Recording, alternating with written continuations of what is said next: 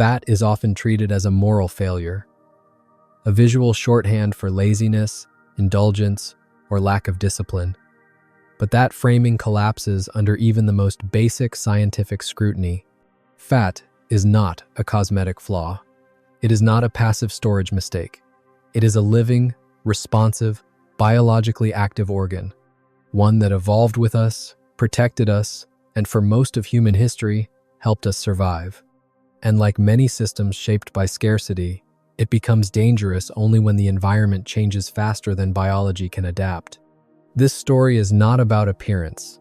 It is about signaling, about stress, about inflammation, about how a tissue designed to save your life can, under modern conditions, quietly shorten it. This is the science of fat, explained without shame, without hype, and without shortcuts. For millions of years, the human body lived under one dominant constraint. Energy was uncertain. Calories were earned through movement, risk, and time. Hunger was not a temporary inconvenience. It was a recurring threat. In that context, the ability to store energy efficiently was not optional. It was essential. Fat tissue evolved as a biological battery, dense, compact, and reliable. When food was abundant, excess energy was converted into triglycerides and stored inside specialized cells. When food was scarce, that energy was released back into circulation to keep the brain, muscles, and organs alive. This system worked remarkably well because the environment enforced balance. You had to move to eat. You had to wait to eat again. Storage and expenditure were tightly coupled. Then, within a few generations, that environment disappeared. Food became constant, engineered, and hyper-rewarding. Movement became optional. Stress became chronic rather than episodic. The biological machinery remained largely the same, but the inputs changed completely. Fat tissue did not fail. It responded exactly as it was designed to. The problem is that what once protected us now receives signals it was never meant to handle. To understand why excess fat becomes harmful, we need to abandon the idea that fat is inert. White fat tissue is an endocrine organ. It releases hormones, signaling molecules, and inflammatory mediators that communicate directly with the brain, liver, muscles, immune system, and blood vessels.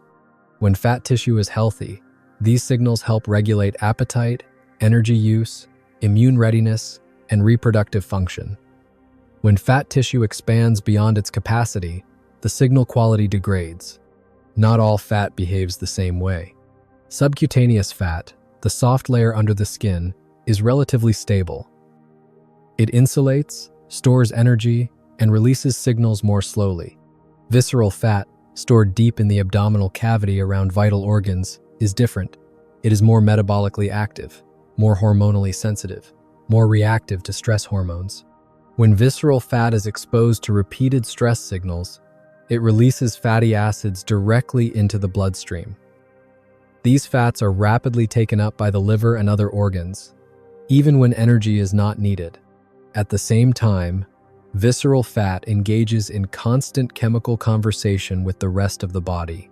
This is why two people with the same body weight can have dramatically different health outcomes.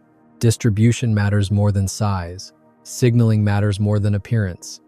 As visceral fat expands, it reaches a physical limit. Blood vessels cannot grow fast enough to supply oxygen to the enlarging tissue. Portions of the fat become hypoxic, oxygen deprived, stressed. Some fat cells die. To the immune system, this looks like injury. Macrophages and other immune cells infiltrate the tissue in an attempt to contain damage. In lean tissue, immune cells are a small minority. In chronically expanded fat, they can make up a significant fraction of all cells present. What follows is not an infection, but it behaves like one. Low-grade inflammation becomes persistent. Inflammatory molecules spill into circulation. Fatty acids remain elevated. Blood vessels are exposed to constant chemical stress. This is not dramatic inflammation. There is no fever, no pain that demands attention. It is quiet, systemic, and slow. And that is what makes it dangerous. The vascular system is one of the first to pay the price. Inflammatory signals and circulating fats damage the inner lining of blood vessels. The body attempts repair by forming plaques. Over time, vessels narrow, blood pressure rises, oxygen delivery becomes less efficient, the heart compensates by working harder. The risk of cardiovascular events increases not because of a single catastrophic failure, but because of years of cumulative strain. At the same time, hormonal signaling begins to break down. Leptin, a hormone produced by fat cells, normally informs the brain about energy stores. When fat mass increases gradually, leptin levels rise, appetite decreases, and energy expenditure increases. But chronic elevation overwhelms the system. The brain becomes less responsive. Hunger persists despite sufficient or excessive energy storage. This is not a lack of willpower. It is a disrupted feedback loop.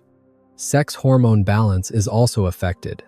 Increased conversion of testosterone to estrogen alters reproductive signaling and cell growth regulation. In certain tissues, this shift is associated with increased cancer risk. Excess fat does not merely coexist with disease. It actively reshapes the internal environment in which disease develops. Among all affected systems, insulin signaling is the most consequential. Insulin is the hormone that allows cells to absorb glucose from the bloodstream. Under normal conditions, it functions with precision. A meal raises blood glucose. Insulin is released. Cells respond. Glucose is cleared. Chronic inflammation and elevated fatty acids interfere with this process. Cells become less responsive. The pancreas compensates by producing more insulin. Blood sugar may remain normal for years, even as the system strains. This stage often produces few symptoms: mild fatigue, increased hunger, subtle changes easily dismissed. Eventually, compensation fails. Insulin-producing cells lose function. Blood glucose rises uncontrollably. Energy becomes abundant in the blood but inaccessible to tissues. The result is type 2 diabetes, not as a sudden event, but as the endpoint of prolonged biological overload. Once established, the damage extends outward. Blood vessels, nerves, kidneys, vision, immune defenses, healing capacity, cognitive function, mood. The condition accelerates aging at the cellular level, not by one dramatic mechanism, but by exhausting multiple systems simultaneously. The most overlooked aspect of this process is reversibility. Fat tissue is plastic. When energy intake decreases and metabolic stress is reduced, fat cells shrink, oxygen supply improves, inflammatory signaling decreases, immune activity subsides. Hormonal feedback begins to normalize. Blood sugar control can improve significantly, even after years of dysfunction. Cardiovascular risk declines. Organ systems regain reserve. This is not a promise of perfection. It is a demonstration of resilience. The body does not require extremes. It responds to sustained, realistic changes. Improved diet quality, reduced energy excess, consistent movement, lower chronic stress. Health is not restored by punishment. It is restored by reducing the signals that keep the system in alarm. Fat has been discussed for decades through the wrong lens: aesthetic first, moral second, biology last. But biology tells a different story. Fat is not the enemy. Dysregulated fat signaling is. The difference matters because one invites blame and the other invites understanding. When we understand fat as an organ shaped by evolution and stressed by modern conditions, the conversation changes from judgment to mechanism, from shame to strategy, from inevitability to agency grounded in evidence. At Pure Science Explained, we believe understanding is the first intervention, not motivation, not fear, not slogans, just clarity. If this exploration helped you see your body differently, consider supporting the channel by liking the video and subscribing. Share your thoughts in the comments, your experiences, your family's stories, what you've observed. Science advances not just through data, but through shared understanding. And if you value science explained with patience, depth, and respect for complexity, you're in the right place.